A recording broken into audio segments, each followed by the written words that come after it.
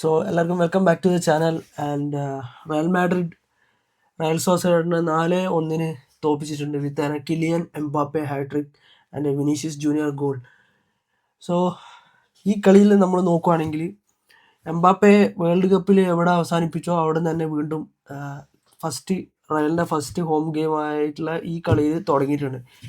And ഇത് റയലിനെ സംബന്ധിച്ചിടത്തോളം അത്യാവശ്യം അതായത് ഒരു ധൈര്യം തരുന്ന സംഭവം തന്നെയാണ്. എംബാപ്പെ എപ്പോഴും അവർക്കൊരു റിലയബിൾ ആയിട്ടുള്ള സോഴ്സ് തന്നെയാണെന്നുള്ളത് എംബാപ്പെ പിന്നെയും തെളിയിച്ചുകൊണ്ടിരിക്കുകയാണ്.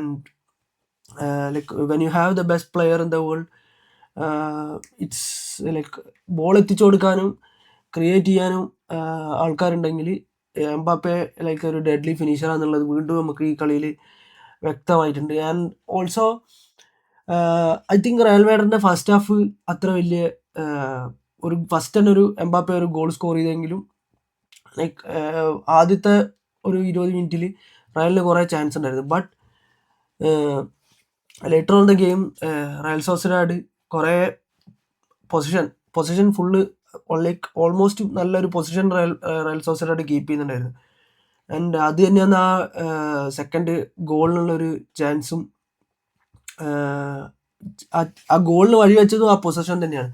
അതിനു മുമ്പ് ഒരു ചാൻസ് ഉണ്ടായിരുന്നു, നമ്മളെ ഒയാസബാൽ ഒരു ചിപ്പ് ചെയ്തൊരു ബോൾ കൊടുത്തിട്ട് സെർജിയോ ഗോമസ് അടിച്ചൊരു ഷോട്ട്, അതെങ്ങാനും കയറിയിട്ടുണ്ടെങ്കിൽ like one of the goal of the season contenders ആയിട്ടുണ്ട് ലാലിഗയിലെ ഒരു ഗോളായിരിക്കും അത്. കാരണം അത്രയും ബ്യൂട്ടിഫുൾ ആയിട്ട് ആ ബോൾ വെച്ച് കൊടുത്തത് സെർജിയോ ഗോമസ് അടിച്ചത് പോസ്റ്റിന്റെ ഒരു ചെറിയൊരു ഇതിൽ കൂടെ പോയത്, ചെറിയൊരു വ്യത്യാസത്തിൽ കൂടെ പുറത്തോട്ട് പോയത്. And like Real Sociedad first ഹാഫിൽ നല്ലപോലെ ഒരു ന്യൂട്രൽ ഗെയിം ആക്കിയിട്ട് ഈ കളി കൊണ്ടുപോയി. പക്ഷെ റയലിന്റെ ഇൻഡിവിജ്വൽ ബ്രില്യൻസ്, എംബാപ്പേന്റെ ആ ഒരു ഇൻഡിവിജ്വൽ ബ്രില്യൻസ് ഫസ്റ്റ് ഹാഫിൽ റയലിന് നല്ല ഗുണം ചെയ്തു. ആ ഒരു കട്ട് ബാക്കിൽ ആ ഡിഫൻഡറെ ബീറ്റ് ചെയ്ത് ഗോൾ അടിക്കുമെന്ന് പറഞ്ഞാൽ അതൊക്കെയാണ് എംബാപ്പയ്ക്ക് തന്നെ ഒരു നാച്ചുറൽ ടാലന്റ് തന്നെയാണ് എംബാപ്പേനെ. ആ ഒരു ഒറ്റൊരു ഡ്രോപ്പ് ഓഫ് ദ ഷോൾഡർ അല്ലെങ്കിൽ ഒറ്റൊരു കട്ടിലോ ആ പ്ലെയറെ ബീറ്റ് ചെയ്ത് ആ ഡിഫൻഡർ തന്നെ കംപ്ലീറ്റ് കൺഫ്യൂസ് ആയിട്ടാണ് ആ ഗോൾ അടിക്കുന്നത്. ഒരു കിട്ടിലും ഗോളായിരുന്നു ഫസ്റ്റത്തെ ഫെഡാൻ്റെ പാസിൽ. ആൻഡ് അതേപോലെ തന്നെ മിസ്റ്റേക്ക് റയൽ ഗോൾ കൺസിഡർ ചെയ്ത ഫസ്റ്റ് ഹാഫിൻ്റെ എൻഡിലേക്കാണ്. ആൻഡ് ആ ഗോള് വരുന്നത് റയൽ സോസിഡാഡിന്റെ നേരത്തെ പറഞ്ഞ പോലെ തന്നെ കൂടുതൽ ബോൾ കീപ്പിംഗ് പൊസിഷൻ വെച്ചിട്ട് അവർ അടിച്ച ഗോളാണ്. ആൻഡ് അതിന് കുറച്ചും കൂടി ആ ഗോളിന് വേണ്ടി ഡിഫെൻഡ് ചെയ്യേണ്ടത് അത് 3 ഡിഫൻഡേഴ്സും ഒരു ഒറ്റ പ്ലെയറിനെയാണ് പിടിക്കാൻ നോക്കിയ. കൊണാട്ടയാണ് ശരിക്കും ഡിഫെൻഡ് ചെയ്യേണ്ട ഡിഫൻഡർ. കൊണാട്ടയും ഹ്യൂഡ്സണും പിന്നെ കറേറസും, ഇവർ 3 കൂടി ഒരു പ്ലെയറെ ഡിഫെൻഡ് ചെയ്യാൻ ഷോട്ട് ബ്ലോക്ക് ചെയ്യാൻ പോയപ്പോൾ ബോൾ ഡിഫ്ലക്റ്റ് ആയി അടുത്ത സൈഡിൽ പോയി ആ സൈഡിൽ നിന്ന് സൂസിച്ച് ഓടി വന്ന് ഒരു ഷോട്ട് അടിച്ച് ഗോൾ കയറ്റി. ആൻഡ് ലൈക്ക് മിഡ്ഫീൽഡിൽ ഫെഡയും ബെർണാഡോ സിൽവയും ഡബിൾ പിവോട്ട് കളിക്കുന്ന ഇവർ കൂടി ഡിഫെൻസീവിൽ ആ റെസ്പോൺസിബിലിറ്റി ഏറ്റെടുക്കേണ്ടതാണ്. ബട്ട് അത് കംപ്ലീറ്റ്ലി എനിക്ക് തോന്നുന്നു ഒരു കറേറസിന്റെ ഭാഗത്ത് നിന്ന് വന്ന മിസ്റ്റേക്ക്, ഔട്ട് ഓഫ് പൊസിഷൻ ആയി പോയതാണ് സംഭവം.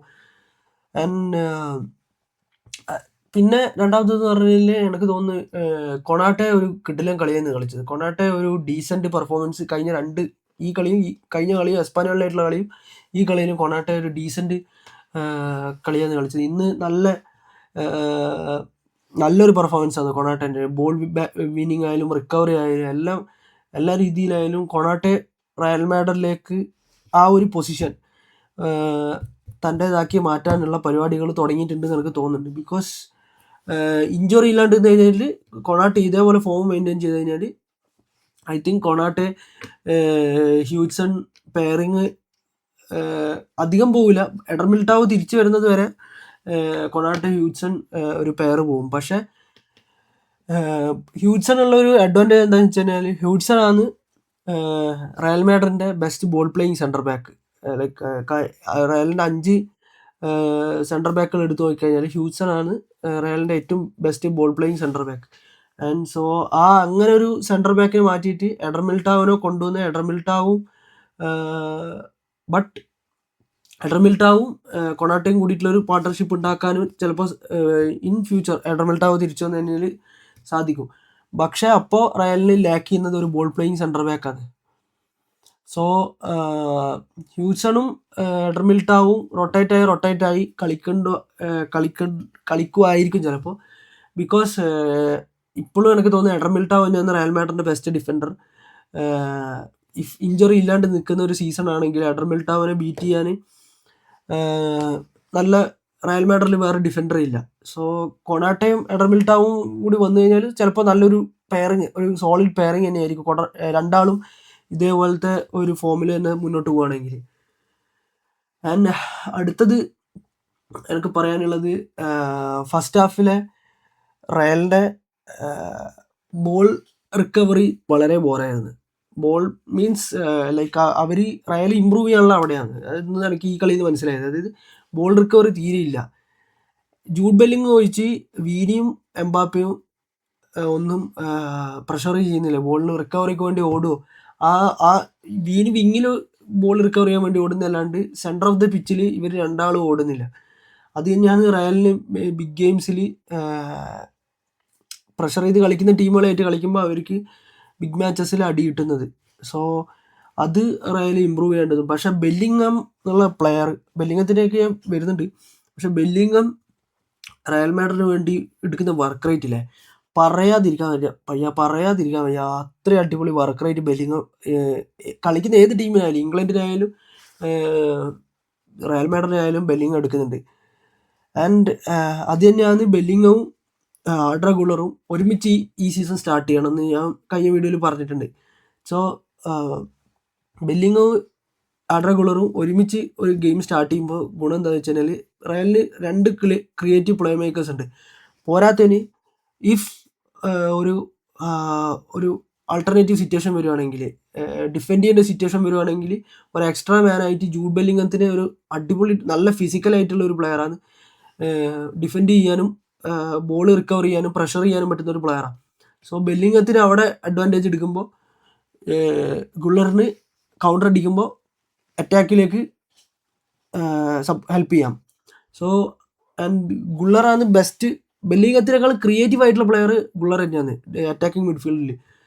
ആൻഡ് ഈ 2 പ്ലെയേഴ്സും റയൽ മാഡ്രിഡ് എംബാപ്പെ അടക്കം ഈ 3 പ്ലെയേഴ്സ് ഞാനൊരു റയൽ മാഡ്രിഡിൻ്റെ കോച്ച് ഞാനായിരുന്നെങ്കിൽ എൻ്റെ അൺഡിസ്പ്യൂട്ടഡ് സ്റ്റാറ്റസ് ആയിരിക്കും. ആൻഡ് ഓൾസോ ബെർണാഡോ സിൽവ എന്ന് അവർക്ക് ബോള് നല്ല രീതിയിൽ കൺട്രോൾ ചെയ്യാൻ പറ്റുന്ന ഒരു മിഡ്ഫീൽഡർ ഉള്ളത് ബെർണാഡോ സിൽവ മാത്രമാണ്, ബോൾ പൊസിഷൻ കീപ്പ് ചെയ്യുന്നതിന്. സോ ബെർണാഡോ സിൽവേനെയും ഞാൻ അധികം സ്റ്റാർട്ട് ചെയ്യും.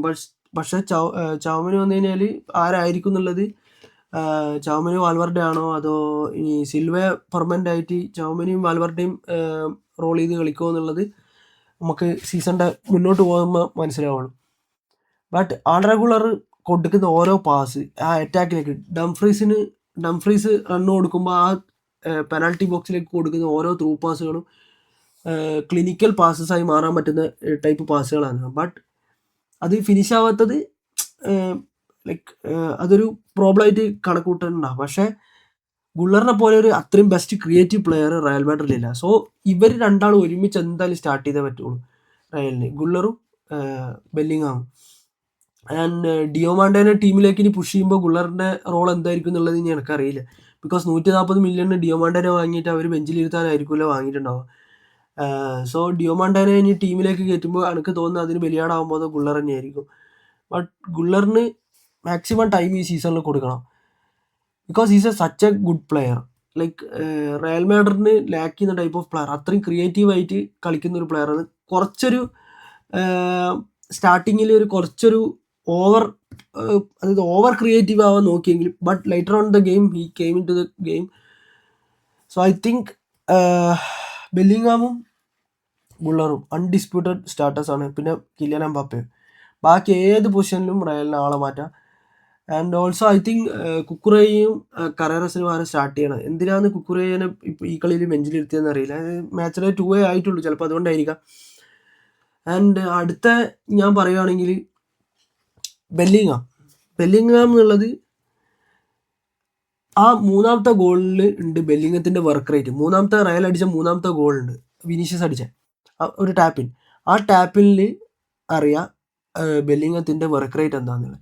കാരണം ബോൾ ഒരു തവണ ലൂസ് ചെയ്തിട്ട് ആ ബോൾ റിക്കവർ ചെയ്ത് എടുത്തിട്ട് ആണ് വിനിക്ക് ആ പാസ് കൊടുക്കുന്നത്. അതും എല്ലാം അപ്പം തന്നെ ബോൾ ലൂസ് ചെയ്തു, അപ്പം തന്നെ പ്രഷർ ചെയ്ത് ബോൾ എടുത്തു.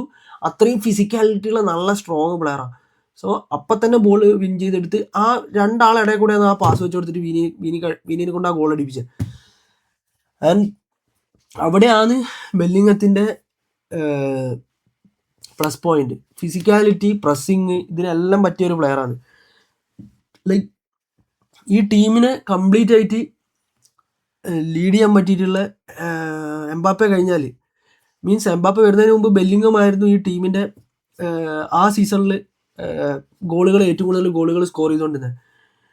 ഈവൻ ദോ വീനി നല്ല ഫോമിലായിരുന്നെങ്കിലും. ബട്ട് എംബാപ്പെ വന്നതിന് ശേഷം ബെല്ലിംഗം ഈ സീസണിൽ ഇംഗ്ലണ്ടിനായാലും വേൾഡ് കപ്പിൽ ആയാലും ഇപ്പോഴായാലും ഇടുന്ന വർക്ക് റേറ്റിനെ അഭിനന്ദിച്ചേ പറ്റുള്ളൂ. അത്രയും വർക്ക് റേറ്റ് ഇടുന്ന പ്ലെയറാണ് റയലിന്. ആൻഡ് അതുകൊണ്ട് തന്നെയാണ് ഞാൻ പറഞ്ഞത് പുള്ളി നോൺ നെഗോഷ്യബിൾ സ്റ്റാർട്ടർ. ആൻഡ് അടുത്തത് നോക്കുവാണെങ്കിൽ വിനീഷ്യസ് ജൂനിയറിനെ നിനക്ക് പറ്റി പറയാനുള്ളത്. വിനി ഫസ്റ്റ് ഹാഫ് വളരെ പൂർ ഗെയിമായിരുന്നു. സെക്കൻഡ് ഹാഫിൽ ഗോൾ അടിക്കുന്നവരെ, ആ ടാപ്പിൻ ബെല്ലിംഗത്തിൻ്റെ പാസിൽ ആ ടാപ്പിൻ ഗോൾ അടിക്കുന്നവരെ വിനിക്ക് റിയലി ബാഡ് ഗെയിമായിരുന്നു. റിയലി ബാഡ് വെച്ചാൽ പുള്ളി ഒന്നും അങ്ങോട്ട് വിചാരിക്കുന്ന പരിപാടിയൊന്നും നടക്കുന്നില്ല. പക്ഷേ ഗോൾ അടിച്ചതിന് ശേഷം പുള്ളി ആ ഗോൾ അടിക്കേണ്ട ആ സ്പാർക്കാന്ന് തോന്നുന്നു പുള്ളിക്ക് കിട്ടേണ്ടത്. അത് കിട്ടിയപ്പോൾ പുള്ളി നൈസായിട്ട് കളിക്കാൻ തുടങ്ങി. മൂന്നാമത്തെ ഒരു കിഡിലം ത്രൂ പാസ് കൊടുത്ത് എംബാപ്പനെ കൊണ്ട് ഹാട്രിക്കും കംപ്ലീറ്റ് ആക്കിപ്പിച്ചത് പുള്ളീൻ്റെ അസിസ്റ്റിലാണ്, വീനിൻ്റെ അസിസ്റ്റിൽ. സോ വീനിക്ക് ഗോളും ആ ഒരു പ്രഷറിൽ നിന്ന് മാറിക്കഴിഞ്ഞാൽ വീനി is one of the best players in Real Madrid. So വീനി അത്രയും നേരം ഒരു പുവർ ഗെയിം കളിച്ചിട്ട് ഒരു ഗോൾ സ്കോർ ചെയ്യുമ്പോൾ വീനിൻ്റെ മെൻറ്റാലിറ്റിയിൽ ഉണ്ടാകുന്ന ചേഞ്ച് ഉണ്ട്. ആൻഡ് ഇത് എത്രത്തോളം ബിഗ് ഗെയിംസിലേക്ക് പോകുമ്പോൾ ഇത് എത്രത്തോളം ഇമ്പോർട്ടൻ്റ് ആവുമെന്ന് എനിക്കറിയില്ല. പക്ഷേ വീനി ഇനിയും ഇമ്പ്രൂവ് ആവാണ്ട്. കഴിഞ്ഞ 2 സീസണിലെ അതേ കളി തന്നെ എപ്പോഴെങ്കിലും വന്നൊരു ഗോൾ അടിച്ചിട്ട് പിന്നെ ഒരു 2-3 കളി വരാണ്ടിരിക്കുന്ന കളി കളിച്ച് കഴിഞ്ഞാൽ ഈ സീസണിൽ പരിപാടി നടക്കില്ല. വീനിൻ്റെ കട്ടയും പടലും എടുക്കും മൗറീനിയോ. പക്ഷേ സബ്സ്റ്റിറ്റ്യൂട്ട് ആക്കുമ്പോൾ, വീനിനെ സബ്സ്റ്റിറ്റ്യൂട്ട് ചെയ്യുമ്പോൾ മൗറീനിയോ നല്ല രീതിയിലൊരു അപ്രിസിയേഷനും ഫാൻസ് നിനക്ക് വേണ്ടി കൈയടിക്കുന്ന കണ്ടോ എന്നൊക്കെ പറഞ്ഞ് പുള്ളിനെ സന്തോഷിപ്പിക്കുന്നുണ്ടായിരുന്നു. ആൻഡ് പുള്ളിക്ക് മാനേജ് ചെയ്യാൻ പറ്റിക്കഴിഞ്ഞാൽ, ലൈക്ക് ആ ഒരു ഈഗോ ക്ലാഷസ് മൗറീനിനെ കൊണ്ട് സോൾവ് ചെയ്യാൻ പറ്റിക്കഴിഞ്ഞാൽ റയൽ മാഡ്രിഡിന് അറ്റാക്ക് വൈസ് ഗോൾസ് നല്ല രീതിയിൽ കയറ്റും. വീനിയും എംബാപ്പയും എണ്ണയിട്ട മെഷീൻ പോലെ വർക്ക് ചെയ്ത് കഴിഞ്ഞാൽ പട്ടക്കനായിട്ട് കളിക്കാൻ പറ്റും. പിന്നെ എംബാപ്പേൻ്റെ കാര്യം ഞാൻ ആദ്യം പറഞ്ഞു, ലൈക്ക് ക്ലിനിക്കൽ ഫിനിഷിംഗ് ആണ്. Like best player in the world ടീമിൽ ഉണ്ടാകുമ്പോൾ ഗോൾ സ്കോർ ചെയ്യാൻ യാതൊരുവിധ മടിയും ഇല്ലാത്തൊരു പ്ലെയർ, അതിന് എല്ലാവിധ ടെക്നിക്കുകളും അറിയുന്ന ഒരു പ്ലെയർ ഉണ്ടാകുമ്പോൾ നല്ല രീതിയിൽ റയലിന് ഗോൾ അടിച്ച് മുന്നോട്ട് പോകാൻ പറ്റും. ആൻഡ് ഐ തിങ്ക് ഈ സീസൺ പിച്ചിച്ചി നമ്മളെ മച്ചാൻ തന്നെ ആയിരിക്കും. ബിക്കോസ് ബാർസലോണ നിലവിലൊരു സ്ട്രൈക്കറോ അല്ലാണ്ട് ബാർസലോണയിൽ ഒരു എക്സെപ്ഷണൽ സീസൺ ഉള്ള ആരെങ്കിലും ഉണ്ടാവാത്തത് വരെ എംബാപ്പെ തന്നെ ആയിരിക്കും ടോപ്പ് ഗോൾ സ്കോറർ. ബിക്കോസ് ബാർസലോണയിൽ നോക്കുവാണെങ്കിൽ ഒരാൾ ത്രൂ അല്ല ഗോൾ വരുന്നത്, പല പ്ലേയേഴ്സിൽ കൂടെ ത്രൂ ആണ് ഗോൾ വരുന്നത്. സോ ബാർസലോണയ്ക്ക് ഈ സീസണും പിച്ചിച്ച് കിട്ടാൻ കുറച്ച് കഷ്ടമായിരിക്കും. ഇഫ് അൽവാരസ് ഒരു ഗംഭീര സീസൺ ഉണ്ടായിക്കഴിഞ്ഞാൽ ചിലപ്പോൾ അൽവാരസിന് വന്നാലല്ലേ, അത് 90% എനിക്ക് തോന്നില്ല വരുമെന്ന്. ആൻഡ് ഓൾസോ ഡിയോമാണ്ടെ വീനിക്ക് സബ്സ്റ്റിറ്റ്യൂട്ട് ആയിട്ട് ഇറങ്ങിയതാണ്. ആൻഡ് ഡിയോമാണ്ടെ also had a really good game. I think like കൊടുത്ത ടൈമിന് ഡീസൻ്റ് ആയിട്ടുള്ള ഒരു പെർഫോമൻസ് ഡിയോമാണ്ടെ നടത്തിയിട്ടുണ്ട്. And I think later on in the season ഡിയോമാണ്ടെ റയൽ മാഡ്രിഡിൻ്റെ സ്റ്റാർട്ടിംഗ് ലൈനപ്പിലേക്ക് കയറും. ആൻഡ് ഈ കളിയിലാണ് ഞാൻ മനസ്സിലാക്കി ഡിയോമാണ്ടെക്ക് വീനിൻ്റെ പൊസിഷനിലും കളിക്കാൻ പറ്റും എന്നുള്ളത് എനിക്ക് ഈ കളി കണ്ടപ്പോൾ മനസ്സിലായത്. സോ അതൊരു വളരെ നല്ലൊരു കാര്യമാണ്. കാരണം അറ്റാക്കിൽ 2 സൈഡിലും അവന് ഉപയോഗിക്കാൻ പറ്റും. വീനിൻ്റെ സൈഡിൽ ഉപയോഗിക്കാൻ പറ്റും, അതുപോലെ തന്നെ വീനി കളിക്കുന്ന ലെഫ്റ്റ് വിങ്ങിൽ ഉപയോഗിക്കാൻ പറ്റും, റൈറ്റ് വിങ്ങിൽ ഉപയോഗിക്കാൻ പറ്റും. സോ അതൊരു ഗംഭീര പ്ലസ്സാണ് ഡിയോമാണ്ടെ. എനിക്ക് തോന്നുന്നത് 2 ഫുട്ടിലും നല്ല സൂപ്പറായിട്ട് കളിക്കാൻ പറ്റുന്ന പ്ലെയറാണെന്ന് തോന്നുന്നു. സിമുലേറ്റർ ലൈക്ക് ഡംബലേൻ്റെ പോലെ നല്ല സ്കിൽസൊക്കെ ഇടുന്നുണ്ടായിരുന്നു. So I hope you have a good season. And like ഡിയോമാണ്ടെ ഒരു കളി സ്റ്റാർട്ട് ചെയ്യുന്നത് കാണാൻ ഞാൻ റിയലി വെയിറ്റിംഗ് ആണ്. സോ നിങ്ങളെ അഭിപ്രായങ്ങൾ എന്നെ കമൻ്റായിട്ട് അറിയിക്കുക. and like the channel, like the videos, subscribe to the channel, and let me know your thoughts in the comments. So അടുത്ത വീഡിയോയിൽ കാണാം. ബൈ.